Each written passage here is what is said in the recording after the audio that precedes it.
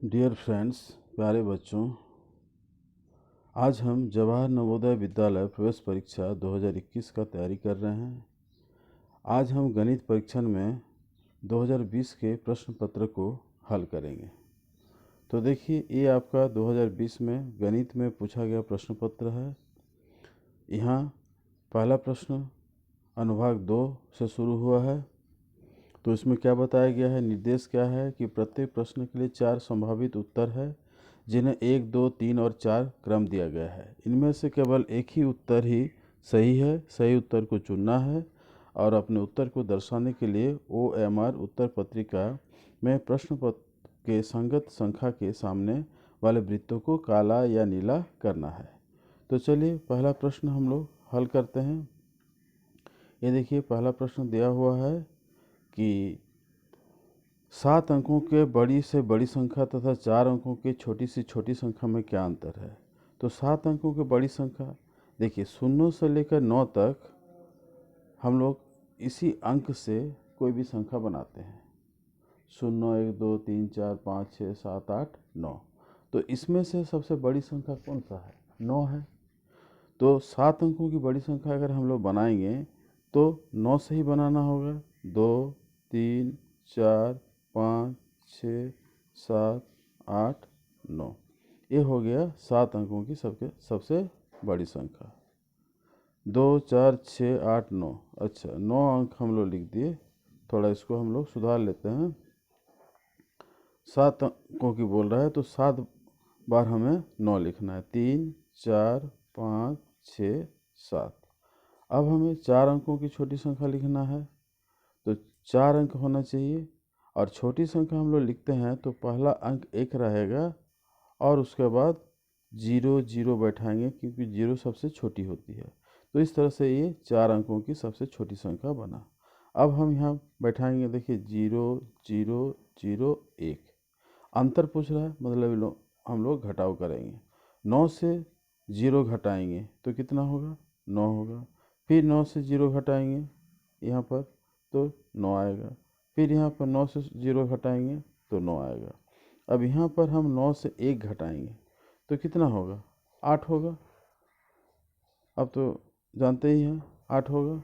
9 से 1 घटाएंगे तो, और यहाँ पर कुछ नहीं घटा रहे हैं तो यहाँ 9 लिख देंगे, यहाँ भी 9 लिख देंगे और आगे भी हम 9 लिख देंगे।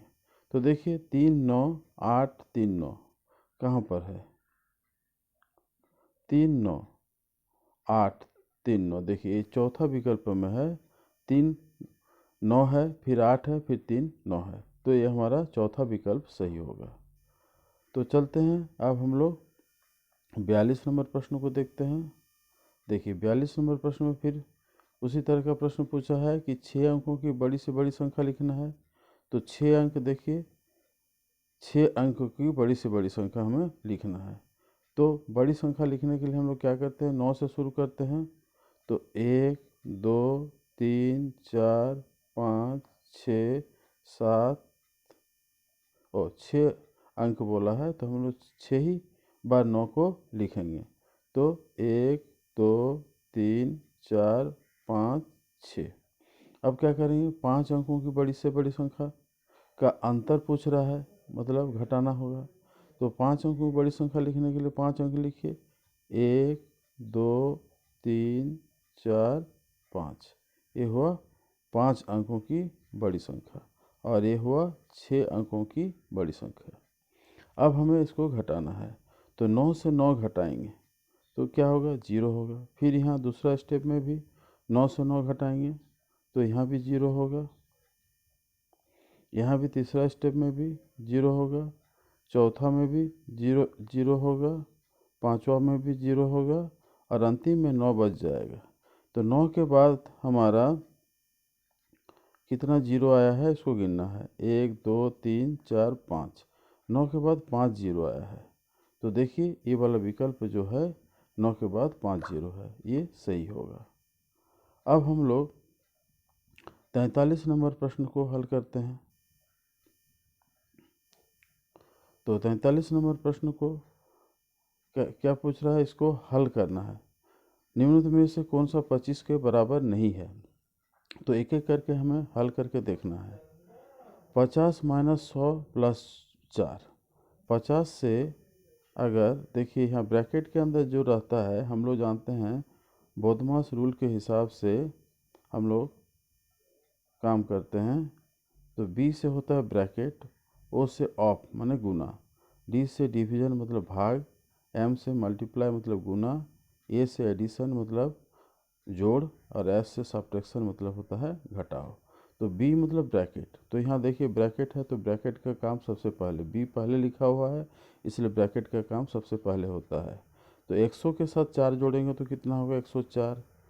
50 से अगर 104 हम घटाएंगे तो क्या 25 आएगा? नहीं आएगा, क्योंकि ये ऋणात्मक संख्या आएगा, इसलिए इसको ये नहीं होगा। अब दूसरा भाग देखते हैं। 25 के बराबर नहीं है, तो पहले ही उत्तर हमारा सही आ गया कि ये 25 के बराबर नहीं है। अच्छा, लेकिन हमें यहाँ 100 प्लस 4 या 100 भाग 4 इसको देखना है कि यहाँ 100 भाग 4 जैसा लग रहा है। तो 100 को अगर 4 से भाग करेंगे तो 25 आएगा, तो इसके हिसाब से 25 घटाओ 25 करेंगे तो ये 25 आएगा, तो ये 25 के बराबर आ रहा है। अब दूसरा देखिए, यहाँ पर अगर हम लोग करते हैं तो 20 जोड़ 2 नंबर 20 भाग 4, 20 भाग 4 करेंगे तो 4 5 6 20 होता है, तो 5 होगा, तो इसको भी जोड़ने से 25 आएगा, तो ये भी सही हो रहा है।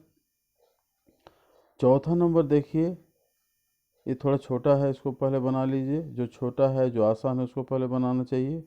24 जोड़ 2 गुना 1, यहाँ 2 गुना 1 क्या होता है 2, तो 24 के साथ 2 जोड़ेंगे तो कितना आएगा 26 आएगा, जो कि 25 के बराबर नहीं होगा। तो ये हमारा चौथा विकल्प इसमें सही होगा। अब हम 44 नंबर प्रश्न को देखते हैं। इसमें हमें महत्तम समापवर्त्य लघुत्तम समापवर्त्य जानना है। तो 45, 60 और 75 के महत्तम समापवर्त्य कैसे हम लोग निकालेंगे? तो हम लोग भाग विधि द्वारा निकालते हैं। 45 को मैंने बड़ा को छोटा से भाग देते हैं, 45 और 60 में भाग जाएगा, 45 से 45। अब हम घटा के लिखेंगे तो कितना आएगा 15 आएगा। अब शेषफल 15 रह गया, तो ये क्या करेगा, जो पिछला भाजक है इसको 45 को भाजक बोलते हैं, 60 को भाज्य बोलते हैं, और 1 को भागफल बोलेंगे, और 15 को शेषफल बोलते हैं। तो ये शेषफल क्या करेगा, 45 15 को भाग नहीं देता है क्योंकि 15 छोटा है, इसलिए क्या करेगा 15 इसके पहले वाला जो माने भाजक है 45 को भाग देगा, तो 15 ये 45 होता है। तो ये पहाड़ा थोड़ा बहुत आपको जानना होगा, 15 का पहाड़ा नहीं जानते हैं तो गुना करके बनाना होगा। जैसे 15 को 2 से गुना कीजिए, फिर 3 से गुना कीजिए, तो 3 5 15, 3 के 3 4, इस तरह से 45 मिलेगा। अब 45 और 60 का महत्तम समापवर्त्य क्या आया 15, मैंने जो अंतिम भाजक होता है उसको हम लोग महत्तम समापवर्त्य कहते हैं। लेकिन अभी और एक संख्या बाकी है 75, इसको भी 15 से भाग देना होगा। 15 को 75 को 15 से भाग देंगे तो 15 को गुना करते हुए चलिए, अगर पहाड़ा याद नहीं है, पहाड़ा याद है तो 15 पछे 75 लिखेंगे हम लोग। तो इस तरह से 45, 60 और 75 का महत्तम समापवर्त्य क्या मिला 15 मिला। अब हमें लघुत्तम समापवर्त्य निकालना है। तो देखिए लघुत्तम समापवर्त्य निकालने का विधि, इस तरह से तीनों संख्याओं को कॉमा दे के लिखेंगे, फिर इस तरह का एक लाइन खींचेंगे, और ये देखिए तीनों संख्या किससे विभाजित होता है, या कम से कम 2 संख्या जिससे विभाजित होता है उससे भाग देंगे। जैसे मान लीजिए 5 से भाग जाता है, क्योंकि इकाई का अंक अगर 5 रहे या 0 रहे तो हम लोग जानते हैं कि वो संख्या 5 से विभाजित होता है। तो 45 5 9 45 होता है। 60 कितना होगा 12 5 से 60 होता है। आपको पहाड़ा याद रखना होगा, नहीं तो फिर 60 को 5 से भाग दे के निकालना होगा। 75 15 5 से 75 होता है। अगर 15 का पहाड़ा याद है तो हो जाएगा, नहीं तो आपको भाग दे के 75 को 5 से भाग दे के निकालना होगा। अब फिर ये संख्याएं 9 12 और 15 3 से भाग जाएगा। कैसे जानेंगे, क्या कि 3 के पहाड़ा में ये सब आता है, 3 3 9, 3 चौके 12, 3 5 15। अब देखिए 3 4 5 जो है किसी भी संख्या से भाग नहीं जाएगा, मतलब कम से कम 2 संख्याएं भाग जाना चाहिए। तो अब हम लोग और इसका नहीं निकालेंगे। अब हम लोग क्या करेंगे, सारे संख्याओं को गुना करके लिखेंगे। जैसे 5, उसके बाद 3, फिर 3, फिर 4 गुना 5, तो ये देगा 5 गुना 3 15, 15 गुना 3 45 यहाँ लिखेंगे, और 5 चौके 20। तो इस तरह से ये संख्या आ रहा है हमारा 5 ते 15 ते 45 और 5 से 45, और 2 को गुना करेंगे तो 90 होता है, और एक जीरो बैठा देंगे तो 900 हो जाएगा। ठीक है। और इसके पहले हमारा एचसीएफ यानी महत्तम समापवर्तक 15 निकला था, और लघुत्तम समापवर्तक कितना आया, 900 आया।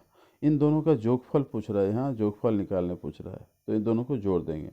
900 जोड़ 15 करेंगे तो 915, जो कि विकल्प संख्या 3 में है। तो इस तरह से इस प्रश्न को हम लोग हल किए। अब चलिए अगला प्रश्न हम लोग देखते हैं।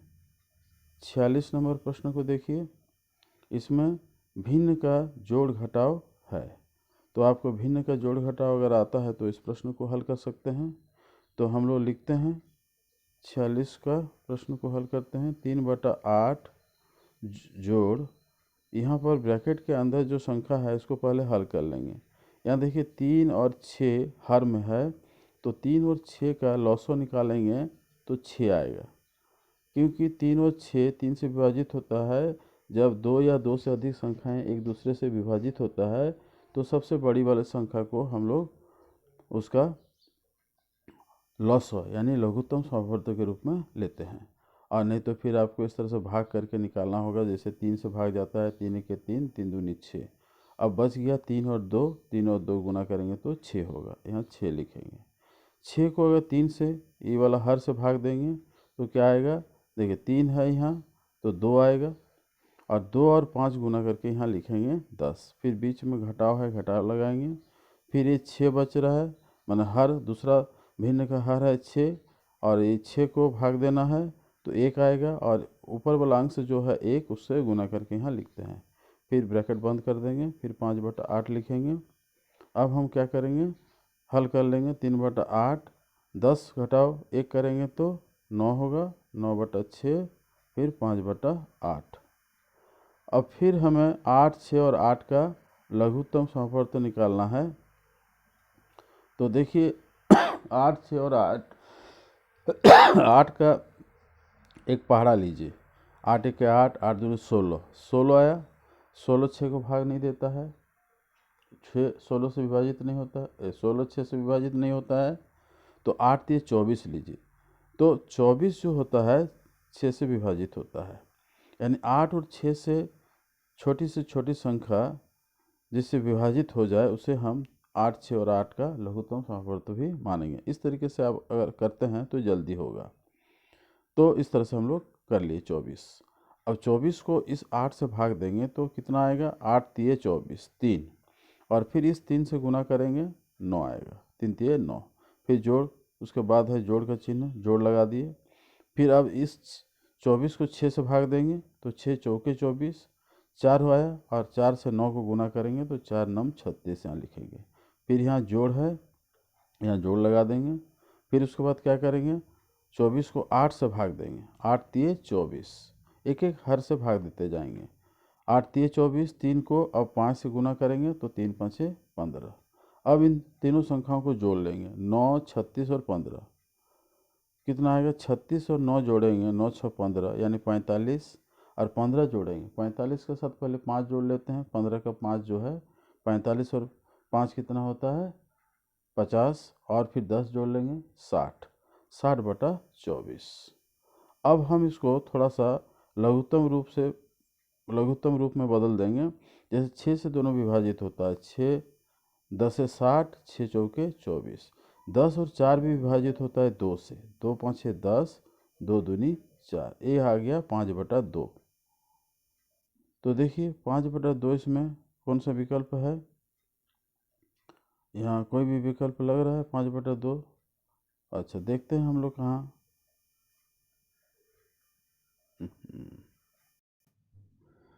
यहाँ हम लोग देख रहे हैं 5/2 आया है।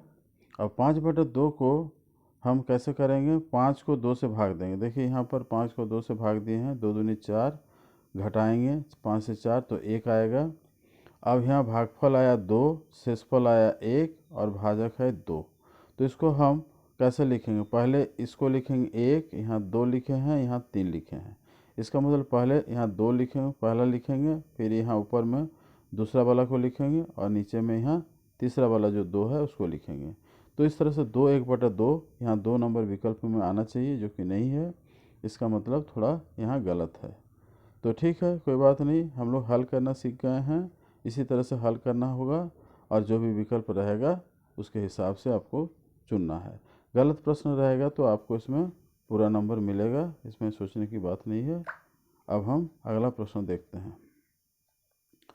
47 नंबर प्रश्न पूछ रहा है 15 घटाओ 15 भाग 15 गुना 6, ऐसा कुछ है। यहाँ भाग, ये वाला भाग लग रहा है, ये जोड़ भी हो सकता है लेकिन हमको भाग लग रहा है।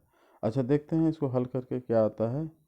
तो हम लोग बोधमास रूल अभी थोड़ा देर पहले पढ़े, तो बोधमास रूल के हिसाब से देखिए यहाँ डी 3 नंबर में है, मतलब डी का मतलब हुआ भाग और एम का मतलब होता है गुना, ए का मतलब होता है जोड़ और एस का मतलब होता है घटाव,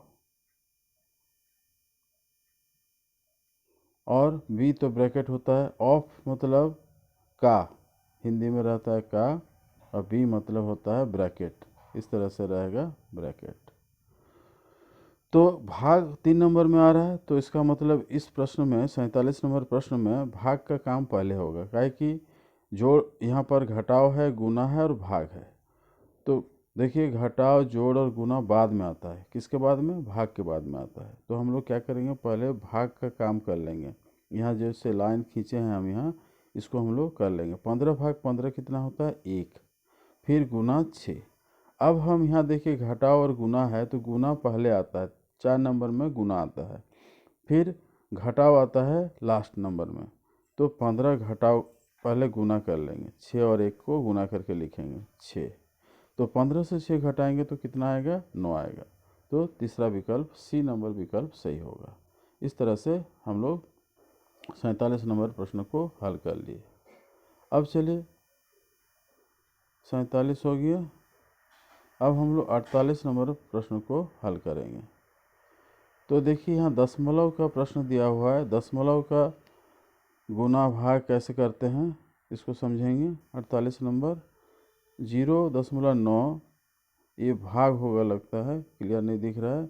ब्रैकेट में जो संख्या है उसको हम लोग पहले हल करेंगे, क्योंकि हम लोग जो बोधमास रूल पढ़े हैं उसके हिसाब से क्या आता है, पहले ब्रैकेट आता है, उसके बाद भाग आता है। यहाँ जैसे भाग है उसके बाद आता है।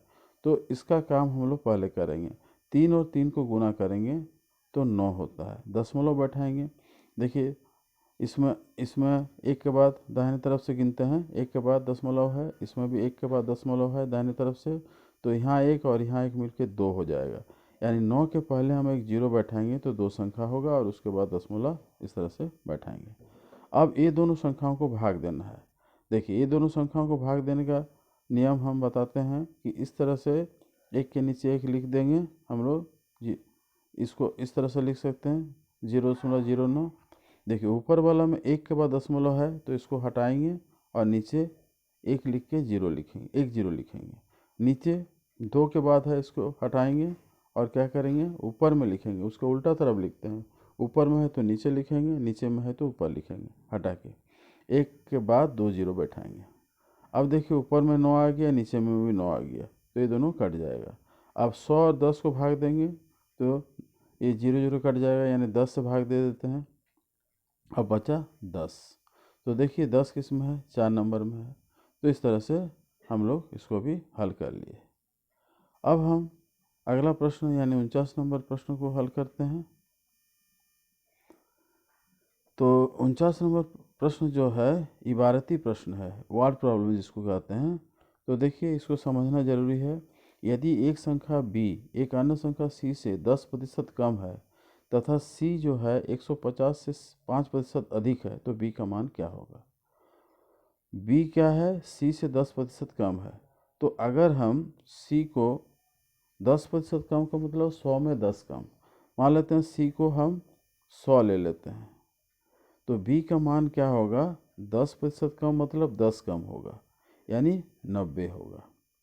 अब देखिए c क्या है, 150 से 5% अधिक है, तो c का मान होगा 150 से 5% अधिक, माने 5%, 150 का 5% गुना 150, 150 का 5% हो जाएगा 5% गुना 150। प्रतिशत का चिन्ह अगर हम हटाते हैं तो क्या करेंगे, इसको अगर हम हटा देंगे तो नीचे 100 लिखेंगे और इसको हटा सकते हैं इस तरह से। ऊपर 5 और 100 बचा, नीचे 5 और 150 ऊपर रहा और नीचे 100। अब इसको ऊपर नीचे हम काट के हल कर सकते हैं, 1 0 काट सकते हैं, 150 का 1 0, 100 का 1 0। अब हम इसका हल कर लेते हैं, 150 जोड़ ऊपर 15 गुना 5 75, और 75 को 10 से भाग देंगे तो 7.5, यानी ये यहाँ लिखेंगे 7.5, इस तरह से लिख सकते हैं। अब देखिए इसको जोड़ेंगे 150 के साथ 7.5 तो 157.5 होगा, इस तरह से। अब हमें क्या पूछ रहा है, तो b का मान क्या है। यदि एक संख्या b एक अन्य संख्या c से 10% कम है, अच्छा, तो c का मान हम लोग निकाल लिए, इससे अगर 10% कम होगा तो b का मान क्या होगा, इसको हम लोग छोड़ देते हैं। अब c का मान 157.5 से 10%, इसका 10% होगा, 157.5 का 10% हम लोग को हाँ 10% कम है, तो इसका 10% मतलब 10/100 करेंगे इसके साथ। 157.5 का 10% मतलब 157.5 गुना 10/100 करेंगे, इतना कम है, तो 0 0 काट देंगे, तो 157.5 से अगर हम घटाएंगे 157.5/10, तो ये 10 से भाग देना मतलब ये दशमलव जो एक के बाद है ये और एक स्थान आगे आ जाएगा, यानी 15.75 हो जाएगा। एक अंक 1 0 है नीचे, तो 7 के बाद यानी 1 दशमलव के बाद आ जाएगा, तो 15.75 और 157.5, 5 मतलब 5 0 मान सकते हैं, ये दोनों को घटाएंगे तो कितना आएगा, तो 5 5 10, ये 10 से 5 घटाएंगे तो 5 आएगा, यहाँ लिखते हैं। और उसके बाद यहाँ 5 से 1 हम लोग लेके 10 बनाए थे तो ये 4 हो जाएगा, यानी 14 से 7 घटाएंगे तो 7 होगा, फिर यहाँ दशमलव बैठाएंगे, फिर यहाँ 7 से 1 हम लोग हासिल ले लेंगे, तो इस तरह से घटाएंगे तो कितना आएगा, 15 6 1 आएगा, और फिर 5 से 1 घटा देंगे तो 4 आएगा, 141.75, ये वाला विकल्प सही होगा। आप ऐसे 157.50 से 157.50 से आपको 15.75 घटाना है, तो जैसे भी आप घटाते हैं इसको घटा के देखिए, ये आएगा 141.75। तो ये प्रश्न भी हम लोग बना लिए। अब अंतिम प्रश्न हम लोग देखते हैं, 50 नंबर प्रश्न में क्या पूछा है, 175 ग्राम के 10% का 5% बराबर क्या होगा। तो 100, तो हम लोग इसको लिखते हैं या फिर हल करेंगे, इसको थोड़ा और ऊपर कर लेते हैं। अब देखिए 175 का 10% मतलब 10/100, इसके बाद 5%, 5/100, बस। अब हम लोग क्या करेंगे, 1 0 ऊपर नीचे काट देते हैं 10 का।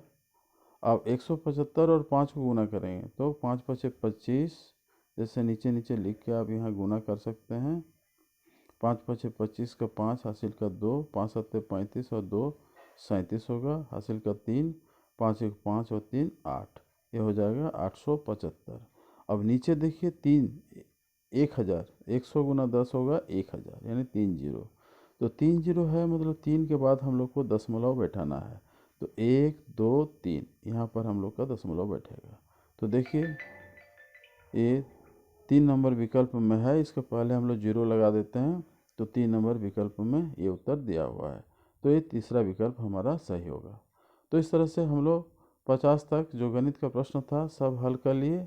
आप लोग भी इसका तैयारी कीजिए, कॉपी में लिख के एक एक प्रश्न को हल कीजिए, तभी आपको समझ में आएगा।